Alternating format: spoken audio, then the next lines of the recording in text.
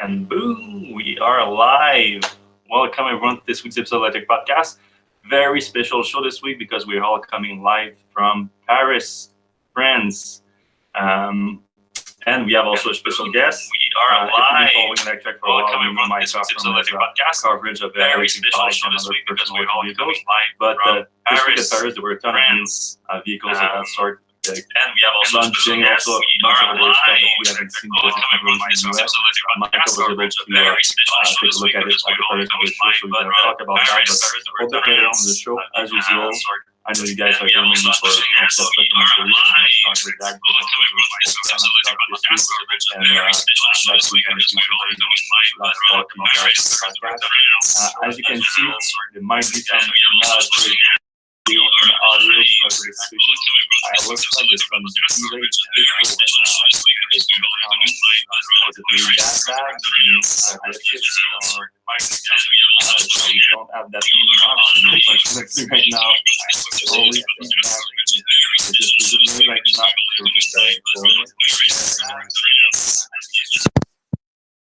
Alright, is that any better?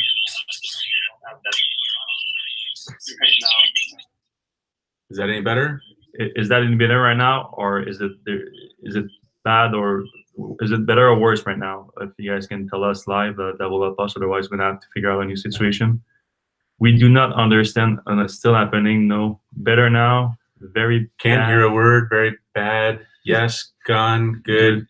Yes, good now. Yes, that is better. All right. All right, we're gonna do with that. We got one great. We had a very nice microphone, but apparently it's not as nice as It's it looks. just a prop. Yeah, now it's just a prop. We're gonna go with the good old MacBook Pro microphone instead.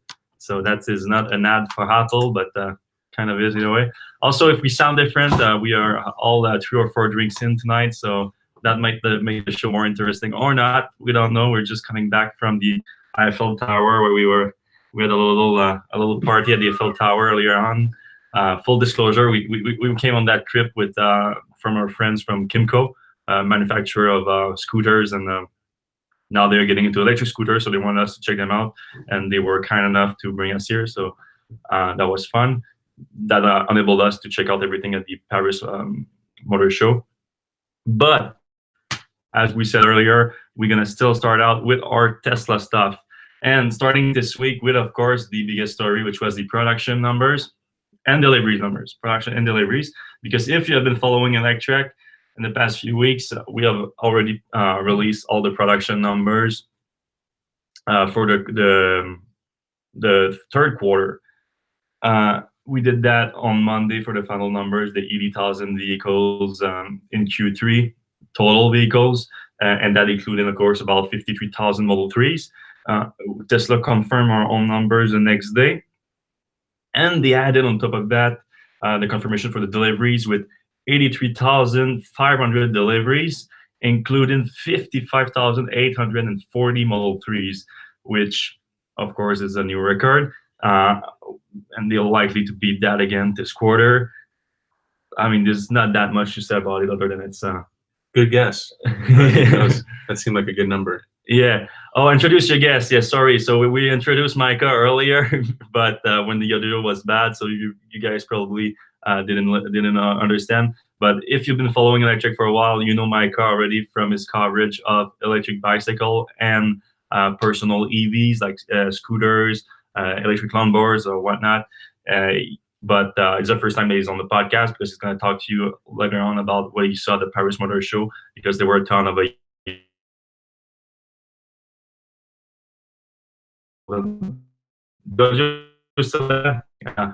I'm sorry, You sound toasted. Oh, I sound toasted. I'm not that bad. I'm like 3 or 4 drinks in, and I'm still good. And I'm on water for the end of the show, so it's gonna get better. Don't worry about it. I thought you meant that the audio sounded toasted.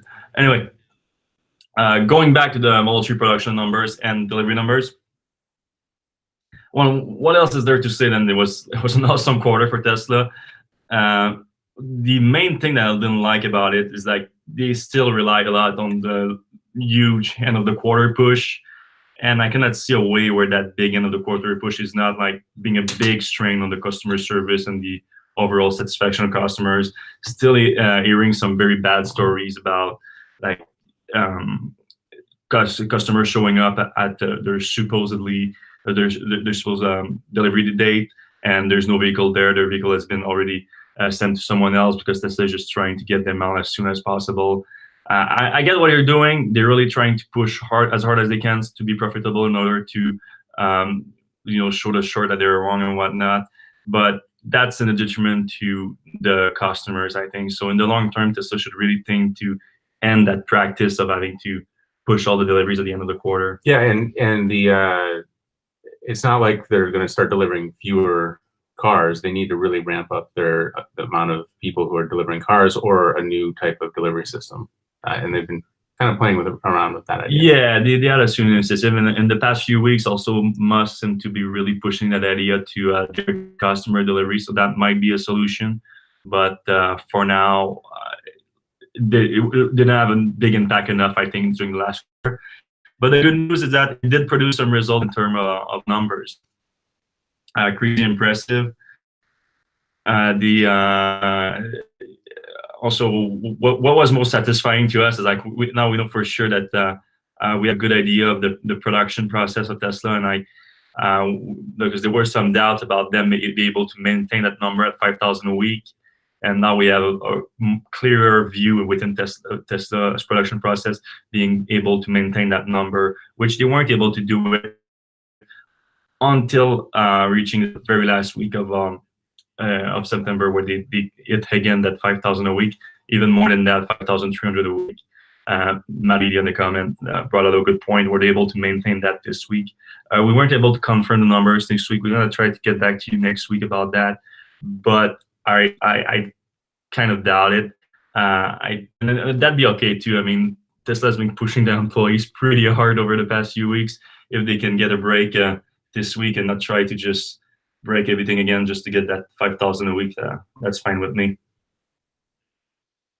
Moving on, well, with the increase of Model 3 production and deliveries, it's having quite an impact, especially in the US, since most of the deliveries are going to the US still, some in Canada, of course. But it's making a big pressure on the mid-sized luxury market, which has been for a long time dominated by BMW. And now, for the first time, BMW has admitted that Tesla's Model 3 is putting a lot of pressure on them. The CEO of BMW America made that comment to Bloomberg earlier this week, saying that Tesla is now ramping up their volumes and it's putting pressure on that market segment, which is, of course, extremely valuable to them with the BMW 3 Series and cars, all the cars around that segment. Though they were still up last month, but that was just last month, and they were like very slightly up. And I don't think that was just for the BMW 3 Series too. Of course, we learned also last quarter that the BMW 3 Series is actually one of the top trade-in for the Model 3, which is also interesting, I think. Yeah, and part of that Bloomberg report noted that BMW over the last quarter was actually up versus Mercedes, I think Audi, the A3. Yeah, those were down. Yeah, so they're down significantly. Yeah. So it's not just BMW, probably even more so Mercedes and Audi are feeling it. Yeah. I'm going to talk about the Navigate on Autopilot, and I think there's a question about it. Do you think that the Nav on Autopilot automatic lane change, no blinker, will be the first full self-driving features? You did not comment on that theory. What I did say about that is I think the Nav on Autopilot is closer to the on-ramp, off-ramp feature of the Enhanced Autopilot package, which is separate from the fully self-driving capability package.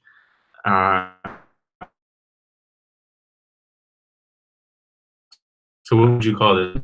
2.5 or 2.3? I mean, if you go by all the autonomous level standard, you can still call it a level 2 as long as if the driver is still forced to touch the wheel the whole time and be vigilant and be ready to take control. Right. It's still a level 2 system, in my opinion. So the reference to that Navigate on Autopilot thing is that earlier today, Elon Musk confirmed that they are finally rolling out that version 9 update that we've been waiting for a long time. But he's doing it by holding the Navigate on Autopilot feature, which is arguably the biggest feature to be released with version 9. and he said that it's coming now in a few weeks. So apparently, from what we know, like until this morning, only 2,700 cars had version 9, and those included mainly like development cars and, of course, the early access program. And now Tesla's apparently started rolling out the wider release to whoever, whole owners basically. But as we know, that can still take like days and even weeks for some.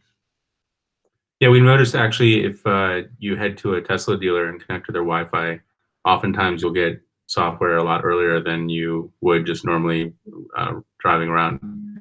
I don't know if that's the case still or with this version 9, but in the past that has. So if you're very adamant about getting it soon, you might want to just roll by your Tesla dealer, connect to the Wi-Fi, and check for updates. You can try that. Like you said, we haven't seen evidence of that like lately, but at one point it was certainly a way to get them faster for sure. So what you're gonna get with that update now, it's all the new user interface, a few new features like the dash cam features that we reported on last week. Now he said that the navigate on autopilot is not coming right now, but I don't know if that means that there could still some difference. Like we know that the autopilot UI has been updated now. The autopilot 2.0 sees trucks. It sees motorbikes too. Didn't see motorbike before, right? Didn't see motorbike before. So you get those renders now on the UI of the instrument cluster, which you didn't before with autopilot 2.2 and up. I'm not sure if that means it's going to be there if navigate on autopilot is that. I feel like it should be. It's not like a very safety related feature of the car, because the way it sounds, the navigate on autopilot, why they are pulling it right now is because it's not safe, maybe. And we did report that the very first updates that leaked with V9, those updates were obtained by people that had root access on their vehicle, and apparently one of the early development V9 started making the rounds within the root community of Tesla owners. Which is how big would you estimate?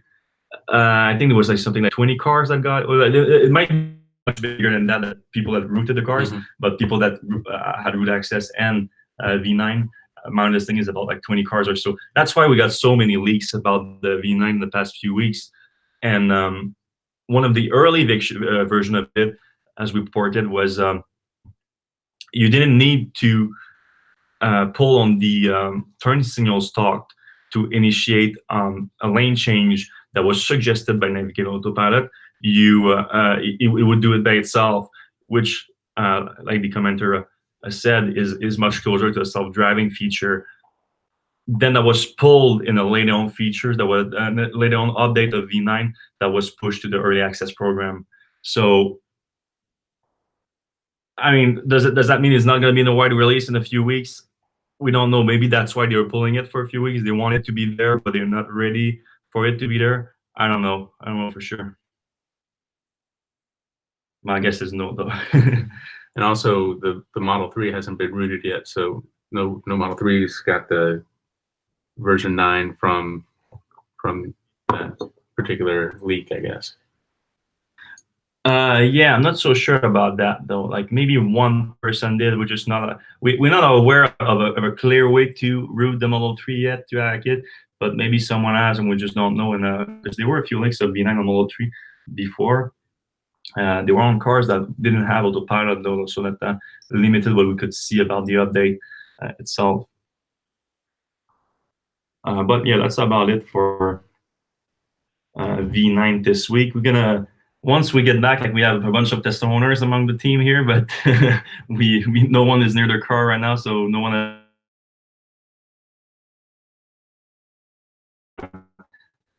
Stay inside. We're gonna do that. This week was with the referral program that happened last night, actually. So maybe we will have early access going forward. Yeah, that's something that actually came out of the referral program. What they updated is only the prices for owner that refer a new Model S, Model X, and Model 3 cells. The incentive to use a referral code hasn't changed. It's still $100 of free supercharging credits, which is a big downgrade, of course, from the lifetime unlimited free supercharging. So that's a bummer, but I mean, it's $100, so you might as well just use the code when you buy a car. Right, and Elon Musk said that the current unlimited free supercharging isn't sustainable. Like, Isn't that sustainable? It's not coming back too. So, I mean, if that's now like the best incentive that you get for using a pro program, I mean, that's fine, I guess. But I feel like maybe they should update that in the other rounds of the program at some point. What changed at this round of the program, which runs from where, like, I think from today to December, two prices changed. The first one, which is probably the most interesting one, Tesla is gonna allow you, if you get one qualifying referral, you can get any picture you want. They're gonna etch it to a piece of glass, and they're gonna launch it into a deep space orbit, which I assume is a collaboration with SpaceX. I think that's a safe assumption to make.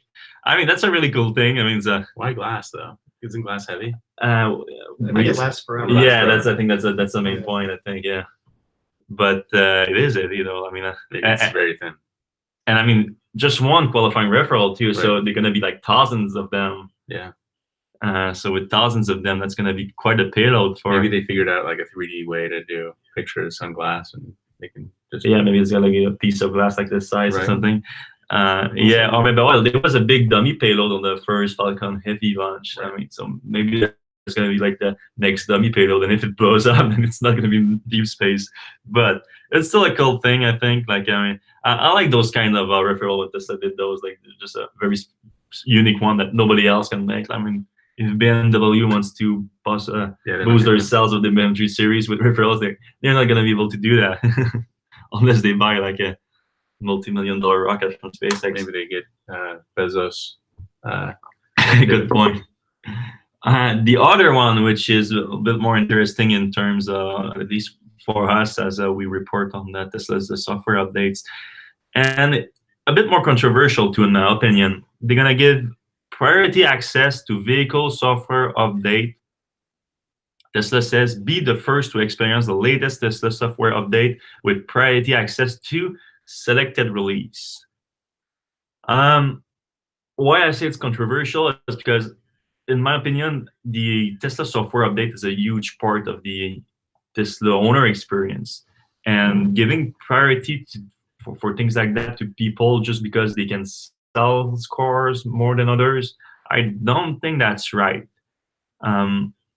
Also, it's kind of a beta test. Like, they don't roll it out all at once because they do a little bit at a time to see if it like breaks anything seriously. Yeah. So, in the off chance that something breaks, it's going to be the winners who have the brick car, theoretically. Yeah. Though I think there's a differentiation between that and the early access program, like the true beta testers. I don't think that's an invitation. Yeah, you don't get 4 qualifying referrals and get into the early access program. I don't think that's what it is, because the early access program also includes things like giving feedback on the software, like it's a beta software, so you give feedback and everything. I don't think that's what it is. I think after the early access program, then we know that the rollout can take weeks at times. So it sounds like you're gonna be in those early days of a regular rollout instead of a late one. And we know that some people get like 2 or 3 updates behind the latest update. So it would assure you that you're not there. But I see that like at Tesla taking a problem that they have with the rollout of the software and making it a feature of giving it to owners. I would prefer them to like fix the way that they roll out software and just roll them out all at once, like most companies do. But I don't know. But if you guys want to use our referral code, we'd love to have that priority access and be able to report to you guys.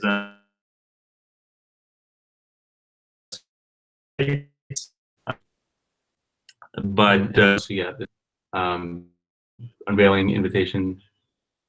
An invitation experience to official unveiling. That's the same thing that it was on the last one. There were the only 2 ones that weren't that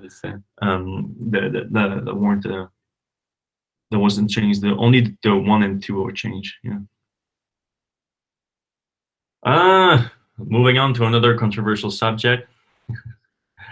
Well, less controversial was Elon Musk's actual settlement that happened last weekend with the SEC, so we weren't able to talk about it on the podcast last week because it was right after the podcast. But Elon ended up settling his case with the SEC, which claimed that Elon misled investors about the old funding secured part of his attempt to take Tesla private. Oh, I don't have the full settlement here. Sorry about that. Just open up the wrong article. So the full settlement report, the agreement that between Elon Musk and the SEC and Tesla, because Tesla is actually also like very much involved in that agreement, includes Elon stepping down from the role of chairman within the next 90 days. It includes also the obligation of Tesla to appoint 2 new independent directors, something they already did a few months back, or was it last year? No, I think it was this year, earlier this year. Yeah, it was either late last year or early this year. Yeah, in the past year, they did have 2 independent directors, and they got 2 others, which, of course, weakens Elon Musk's hold over the board. Or maybe not. Like independent can be up for debate, really. Who's independent, who's not. Do you think Grimes will be on the board? Grimes, I don't think. I think they're not together anymore. Oh, really? Is the last rumor. Oh, wow. Musk saw to pay $20 million, which is quite a hefty fine, but not as hefty as that. I think he can afford it. I think he can too. But Tesla also have to pay $20 million. I don't know when they have to pay it, but since it happened within Q3, I think they're gonna have to account for it within Q3, which is also gonna affect their attempt to become profitable during the quarter, I think. And you'd think, like, all right, so they settled. Elon would just take it easy on Twitter, right? I mean, that you would think that, right? Yeah, but he didn't. He didn't. No, and that's what was the story today. Like the Tesla stock went down, and people attributed that to Elon sort of mocking, if you will, the SEC on Twitter with sort of what did he say? The shorts. The Shorts Enrichment Commission instead of the Security Enforcement Commission. Yeah, why do you think he got so upset just now or yesterday, rather than like what? Why did he wait until yesterday to talk about it and theoretically know that he's bringing the stock down? Yeah, I don't know, and it's weird too because when the next day after that happened and like everybody reported. Was it after the settlement? No, not after the settlement happened. The next day after it was announced that the ECC was suing him, he said like, "Keep calm, everyone." Like right. he said the right thing. Like he said like the mission is still good. Like if you're in for the long term, it's gonna be good. Right. Those were good ways to say it on Twitter. Yeah. So it sounded like it was the correct way to approach it, but then like in the last week something happened for some reason. I don't know what exactly, but even though like if you care about Tesla stock like in the short term, like the volatility, I can absolutely get why you're upset about that. But myself, as someone who doesn't care about Tesla stock like day to day, I kind of like it. Yeah, it's a buying opportunity if you believe in the long term. No, not just that. I mean, like we talked about it in the last podcast. Like we said that the SEC going after Elon over those few tweets was basically working for the shorts right. a lot, like in a way, and that's basically what he said with that tweet, with that right. Short Enrichment Commission, and not corrected me with Exchange Commission, which is correct. What did I say? Security. So it is the Securities Exchange Commission. Yeah. And it was a short enrichment. Yeah, but I did something else. So I said something else. That's a few drinks in me. I apologize. You were well meaning. Yeah, maybe you could be the chairman. Fred from chairman in the comments. Oh boy, no, I'm okay. I don't want that job. I don't think the chairman does much. I don't think you get paid on. You get paid money just to show up at the meeting and everything. But I think you get a car. Do you get a car? I feel like you do. I don't think you do. I think everyone at Tesla has to buy the car. Like I think you get first dibs at a car. Yeah, well, yeah. If a car is announced, that was the thing, right? a new car was first conceived at the meeting, like it was green lighted to go to production. So that's when you can apply, you can give the check to be the first in line. Right. So that's when Steve Jobson give the first check to be like, I want the Model S, the first Model S. He knew it was coming. Yeah, because the rule at Tesla is the first person to give a check for a car that has been announced is able to get the first out of line. And normally it's Elon Musk because he's the one green light the thing, so you can just like pay right away. But for the Model S, I think if I'm not mistaken, I think it was Steve Jobson. We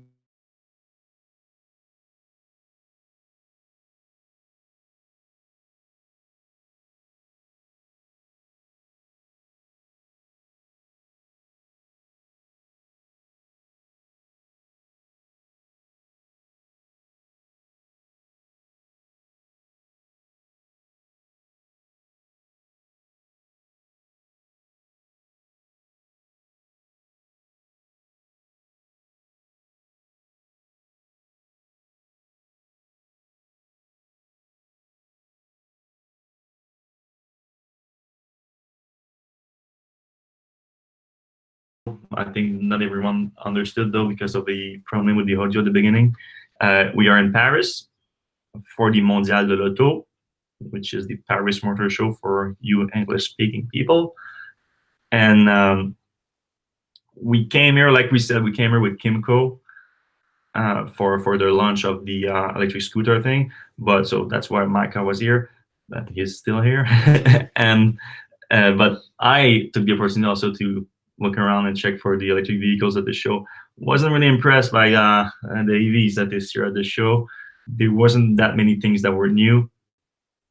One thing that I wanted to look though, to take a look at while I was there, was the Peugeot E-Legend, which of course I talked about. Was the last show something like it? Yeah, I think it was Camaro. Yeah, it's the muscle car that the all-electric muscle car that Peugeot came up with as a concept vehicle, and now we're trying to push very hard for them to make that car because I think it's a great-looking car. The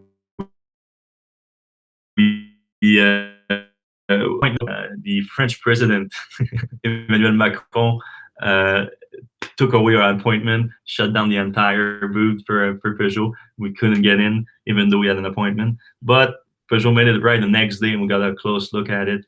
And in person, I have to say, it's just as good looking as we saw in the concept pictures that we published a few weeks ago. Awesome looking car. The interior, solid. Like it was awesome interior. The seats were great.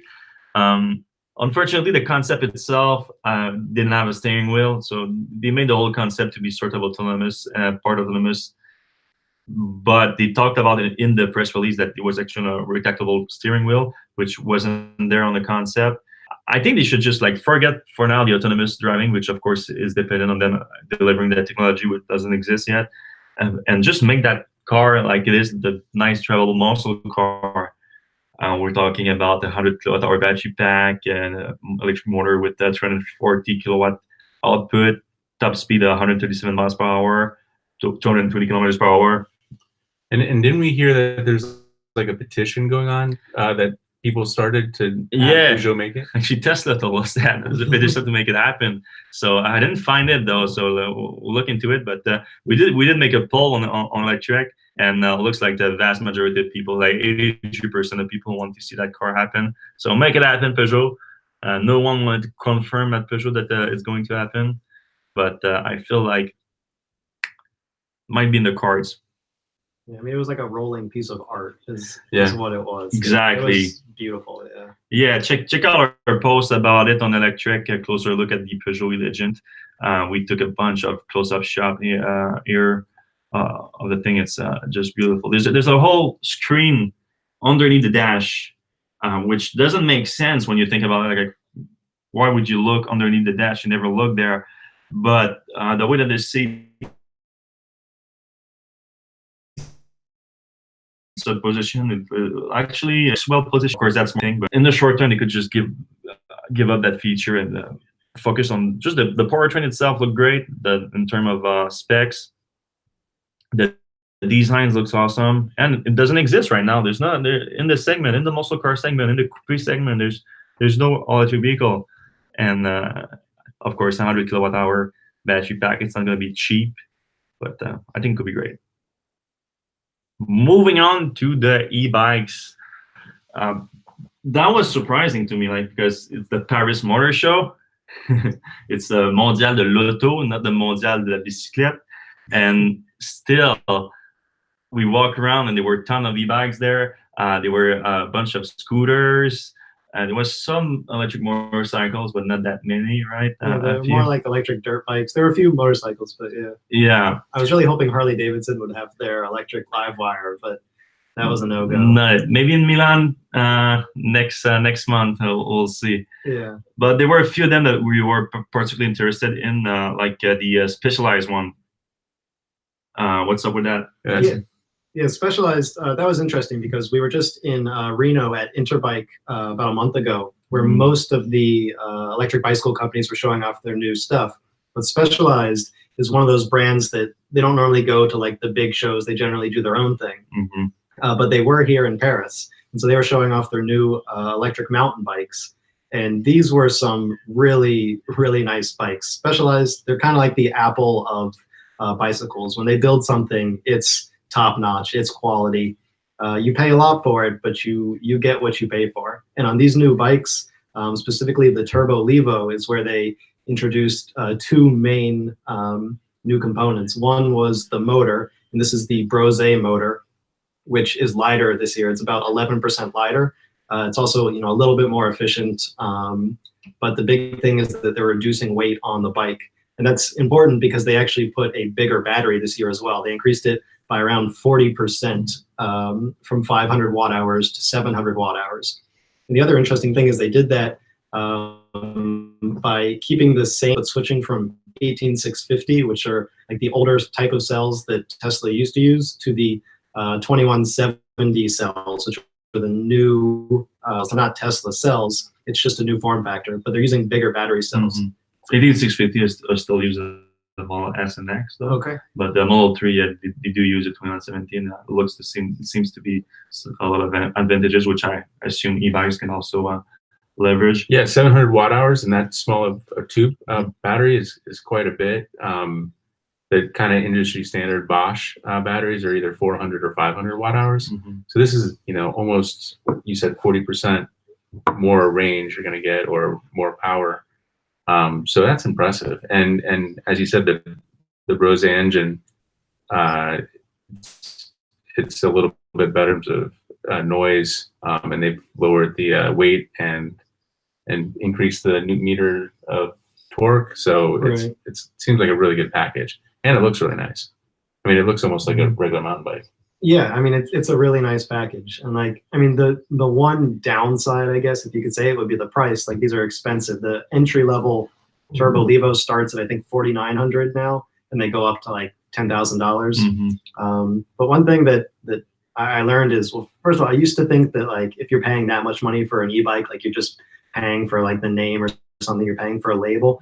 But what I discovered when we went to Interbike and we were doing this downhill electric mountain bike riding is that there's a reason that you pay so much for these nice electric mountain bikes. And that's basically for the safety and for the comfort of riding down a mountain and not feeling like you're about to die. We rode a number of bikes. I think like the most expensive ones we rode were like $7,500. But at the end of the day, I took a $2,000 e-bike down the hill while Seth was on like a $7,000, and I thought I was going to die. There's a difference in the level of components and the level of design on an expensive electric mountain bike and a cheap one. So you're paying a lot for these Specialized bikes, but it's worth it when you're doing this type of extreme riding. And are those bikes available everywhere now? Or they have distributors everywhere, mainly in Europe? Or I believe you can buy them in the US as well. Okay. But I don't think the 2019 model is available yet. Okay. Yeah, they brought the latest model at the show this year. Right. And that's one thing about bikes, is it's kind of annoying that Europe gets it's free, so you have to wait like a half a year before the US gets the same bikes. Yes. Speaking of another European e-bike company, Revolt Bikes. I was quite impressed with this one. a new company, fairly new company, but they have already one bike on the market, and now they brought 3 new bikes at the Paris Motor Show, and we're also impressed by their 2 new ones, right? Yeah, I mean, these were just there's 2 really cool things about the Rayvold bikes. The first is that they're just really beautiful bikes. It's a lot of leather and like beautiful, like, you know, like Spanish leather work, not like Harley Davidson leather. And the second thing is the technology. So in addition to like being decked out and like the leather and the brass and looking like all like steampunk, they've got these really nice motors that Rayvold developed. They're not just on most of their models, they're not just like buying a stock motor. Their entry-level bike does have a stock motor to get the price down to, I think, like 1,400 euros. But the higher-end bikes, which go up to about 4,000 euros, they've designed their own motors. It's got built-in controllers. They designed their own computer, which is like the largest screen I've seen on an e-bike computer. It's a color screen, and they developed their own proprietary software for it. So you can either get the screen, or you can save like 200 euros on the bike and just use your phone and download their software in an app. And the bikes themselves are they're really impressive looking. And they're designed really well. So they're the type of bike wants something that stands out. You know, they don't just want to have the same bike as everybody else on the corner. And I think they're really nice looking bikes. The other cool thing that Rayvold added was a solar charging bicycle cover. So like a lot of people have those like thin bicycle covers or motorcycle covers that you put over your bike. They have one that it folds up into this beautiful leather briefcase. And when it unfolds, there are solar panels on it. So you can actually charge your bike while it's covered. I don't think it's going to be like a super fast charge, but you could probably get most of your battery charged if you have like 10 hours of sunlight kind of thing.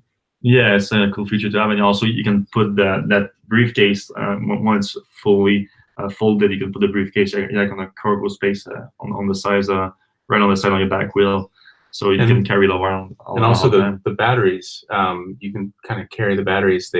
There's different designs, but you can, instead of, you know, picking up a heavy just battery, it kind of looks like a briefcase or a purse in the case of that one. So you're not carrying a big battery up to your office. You're carrying a briefcase. You would expect. Looks like a nice leather briefcase. It's really slick looking. For anyone who like cares what their bike looks like and isn't just buying one like purely to get from point A to B, then these are really nice, really slick designs. It was very impressive. It definitely stood out from all of the other designs we saw, even the Interbike, where there were, you know, hundreds of bikes. Yeah, and talking to the company too, like you talk to a lot of e-bikes manufacturers, well, the e-bikes company, you gotta use like a lot of them. It looks the same. They're distributors. They buy the bikes and they rebrand them and everything. And talking to these guys, you see that they make their own bikes and they are in love with what they're doing, and you felt into the product itself. Like there's some love in that product. We're impressed by that. Yeah, like we're talking to the CTO and like he's programming these things. Like, he's not just, you know, choosing which parts to buy. Like they are designing these themselves. It's really nice. Yeah, I mean, a lot of bikes just say, you know, we're going to use the Bosch system. We're not going to even think about speedometers or, you know, battery usage or whatever. We're just throwing the Bosch onto our bike, and that's it. I mean, I feel like half the stuff at Interbike was a Bosch on a mountain bike. Yeah. So it is refreshing for sure. Another cool thing that we saw at the show was the Rapid 3, which it's kind of, at first it can be tough like to see like a market for it, because it's quite an expensive like commercial electric vehicle for what it is, which is like a trike basically. Is what do you call that? I would call that like either like if you've ever been to like Thailand or India or somewhere where they have tuk-tuks, where it's like a little truck on the back and a motorcycle on the front. So it's like a 3-wheeled rickshaw kind of cargo trike, I would call it, but like a bigger cargo trike. Not it's quite big. And it's a vehicle and not like a bicycle style tricycle. Yeah. So like you said, it's something that you see like in third world countries, like in India, developing countries. But of course, like at that price, those people are gonna have a hard time like buying it. But as a first iteration of a product like that, like you could see a future path as the price car, a fleet that is currently quite massive and gas powered at this point, right? Yeah, I mean, those are also good for like the you know, the campus type of uses where currently maybe you have a GEM or a natural gas powered vehicle or a whatever that goes inside and outside. This is good for warehouses, stuff like that. Yeah, absolutely. Yeah, what are the specs on those? Yeah, the batteries that you were talking, like the battery is pretty impressive on that thing, right? Yeah, that's probably the coolest part of this is that they're using a fairly new type of lithium battery. It's a subclass of lithium ion, but it's lithium titanate, and the major draw is that it's super long lasting. So these are rated for 20,000 cycles, which lithium ion, it depends on the chemistry, but a lot of them it's tough to get to 1,000 cycles. And I was thinking about the math a little bit, like 20,000 cycles, even for a commercial vehicle, like it would take a lot to get there, right? I mean, that's like you could do a decade and not reach 20,000 cycles if you're not charging, 4 or 5 times a day. And the drawback though is the price, right? Yeah, so that's the main downside of lithium titanate. It's incredibly expensive, and so this company is actually planning to do a leasing process where they actually own the battery and companies buy the vehicle, and that way the company doesn't have to worry about the upfront cost of the battery or worrying about degradation or anything, though that would be slow over time. I imagine some of the price of the expensive battery does trickle down to the vehicle because the company still has to cover their production costs, but it certainly keeps the price lower by not paying for that gigantic 5 kilowatt hour in like a tricycle lithium titanate battery. Yeah. So I mean, it started at 11,000 euros, but like Micah said, without batteries, and they didn't disclose the price of that leasing program yet. I think. No, they didn't. So depending on that, we're gonna see like the actual market for it. But I mean, it's interesting enough on the fact that it's a whole new segment that they're trying to electrify, which we already know is popular as a gas-powered segment. And as we know with other segments that have been electrified, cost comes down over time, and electric adoption increase. So something to keep an eye on, I think. The tuk-tuk electrification, we should say. Yeah, I mean, that would be big. Like if you've ever been to some of those developing countries, like you see those like tuk-tuks and rickshaws everywhere. Like that's the normal way to get around, and they're loud, they're smelly. Like it's an interesting experience, but it's not a good experience, I would say. And if that could be replaced by electric vehicles, then that would have a huge impact on those countries. Yeah, and speaking on the impact on electrification in developing countries, not just developing countries, but countries who for some reason have adopted scooters, which we haven't done in North America, really, not in a very meaningful way yet. We were here, like I said earlier, with Kimco. We were invited by Kimco, who happens to be the largest, or one of the largest? The largest in Taiwan, yeah. The largest manufacturer of scooter in Taiwan, not just electric scooter, just all scooters. But now they're going electric in a big way, which is exciting, and they launched a new, a commercial version of their Ionix brand, which is their electric brand of scooter. I think it's important also to make note, these aren't like the kick scooters. Like we're not talking about like bird and Lime scooters. These are like moped style, like sit on multi-passenger scooters. Is there a way to delineate that? Like in English, it's the same word. It's super frustrating. Right. I never know how to. Like, so kick scooter and. I sometimes call them sit-on scooters, but it doesn't. It doesn't feel right. Like, in French, we have trottinette, which is very useful. We have scooter and trottinette. Yeah, those scooters, it's not really French, but we use it. Yeah, in Hebrew, there's 2 different words, and I keep wanting to use a different word, but it's in English, it's the same word. Maybe Electrek has enough impact that we can invent our own word and like keep pushing it until people. Put that on the agenda. Yeah, we'll use it. If you have any suggestion, guys, for differentiating different word for electric scooter that are kick-on scooter, that'd be great. Maybe they'll just be called birds. Or, they go Lime or Bird would love that, wouldn't they? Yeah. But yeah, so tell us a little bit about Ionix commercial and also the whole battery infrastructure that's building around it, because I think that's the most interesting part, right? Yeah, definitely. So there's sort of a few components to this. First, there are the Ionix scooters. So Kimco's electric scooter sort of suite is known as Ionix, and they've got a number of different scooters for different sort of purposes. There's the consumer line, but they adapted it into the commercial line, which they're pitching now. And there's the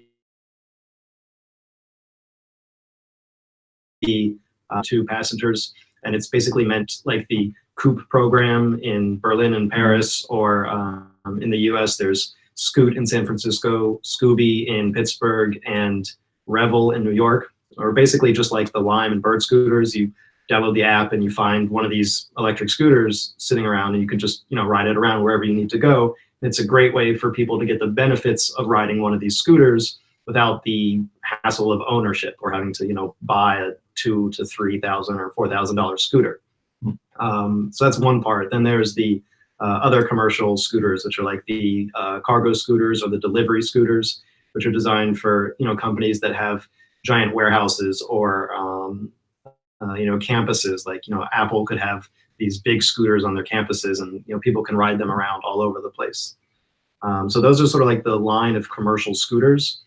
But the other big part of the Ionix commercial platform are the batteries. And so this is really, I think, the most interesting part, is that Kimco's created these 650 watt hour batteries that they come in their own case. You can pick them up. We were playing with them tonight, and they're really light. It's you could pick up 2 or 3 at a time, and you just put 1 or 2 of them in the scooter, and you can even carry extras. So however far you need to go, you just bring enough batteries and you just swap them out, so you never have to worry about range anxiety.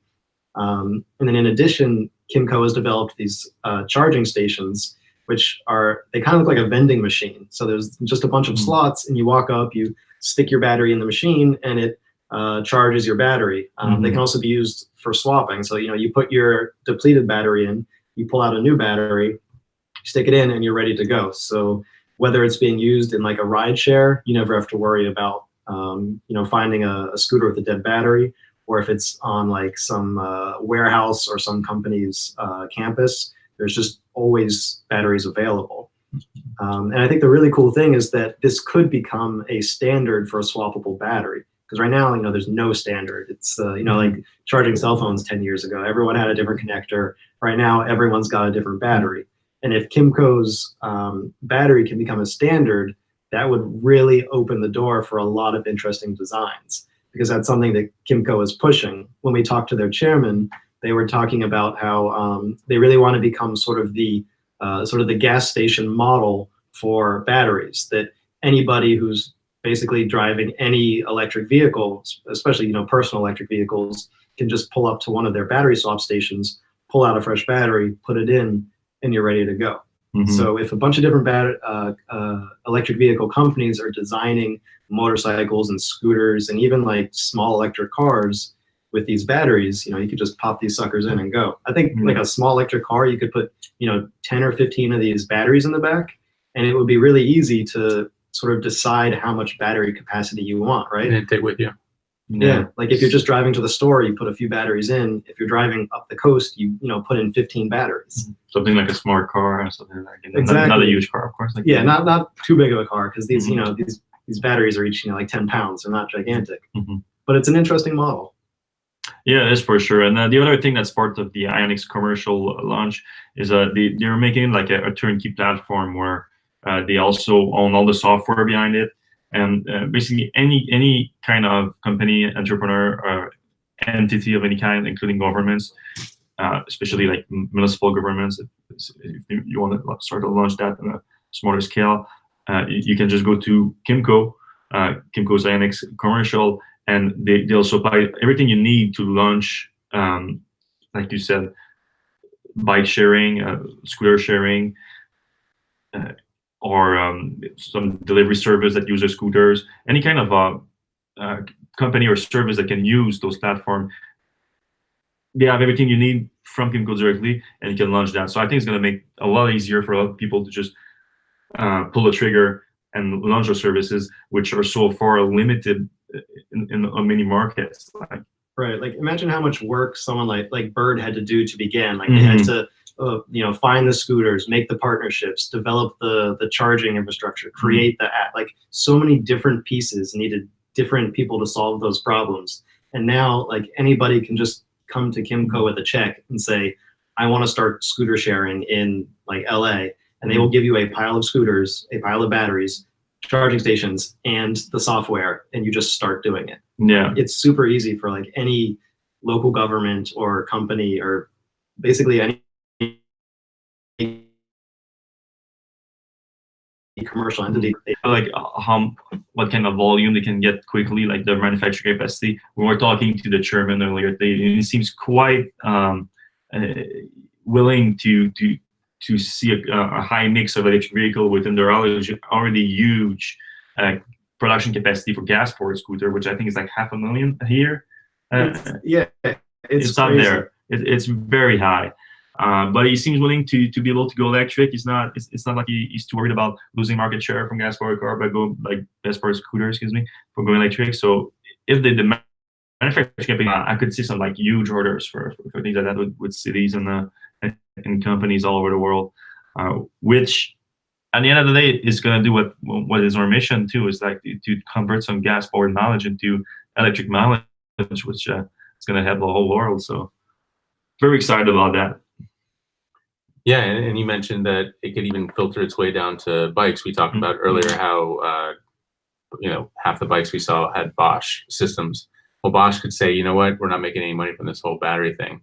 We're just going to move over to Kymco batteries, and then everybody who has a bike could just roll into a gas station and swap out their batteries. And it's a 650 watt-hour battery, so it's pretty kind of on par with what's out there today. We talked about the Specialized earlier, which is 700, but that's kind of high end. This would be fairly inexpensive, you would assume, and if these charging stations are everywhere, it'd be quite nice. Also, he mentioned these are full of 18650 cells, just like Tesla Model S and X, but these are made by LG versus Panasonic.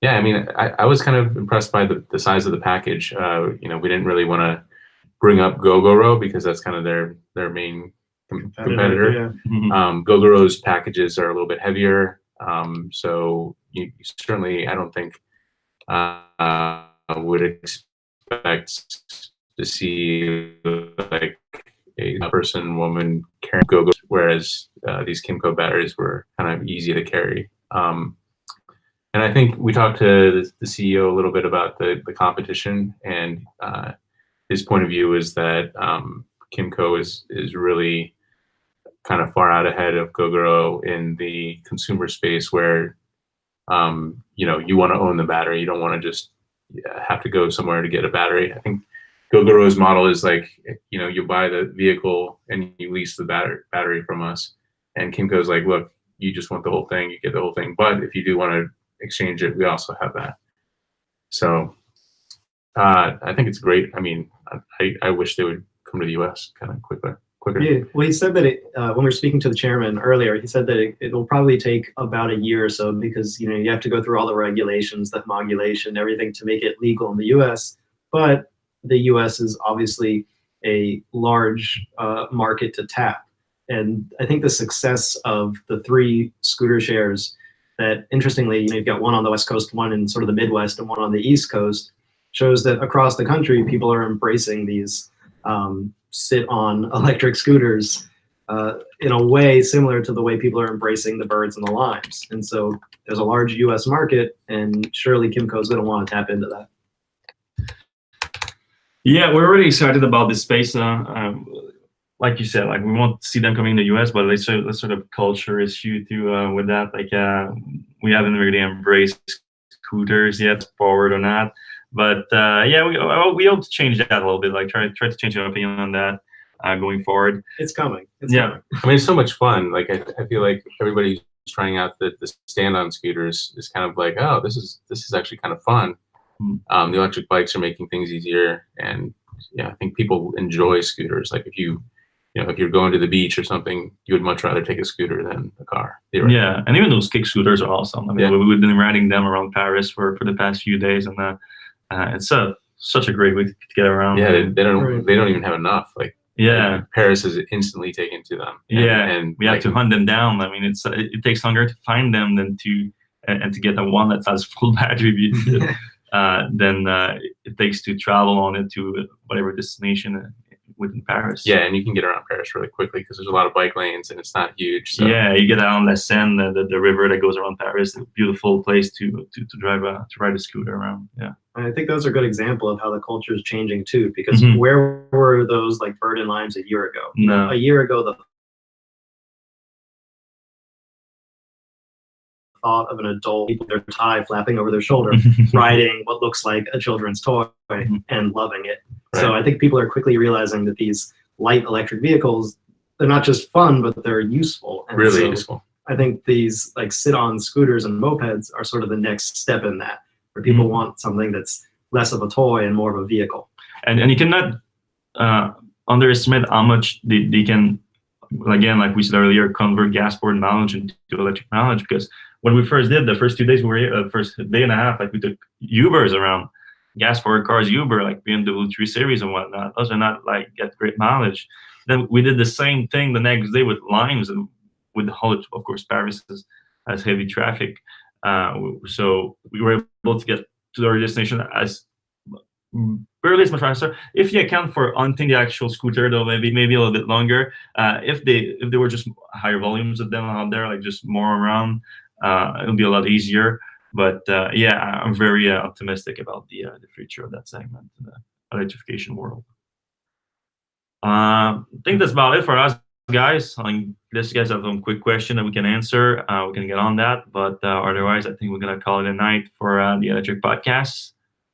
And thanks a lot for listening this week. Thanks a lot to our Patreon supporters. We just launched our first.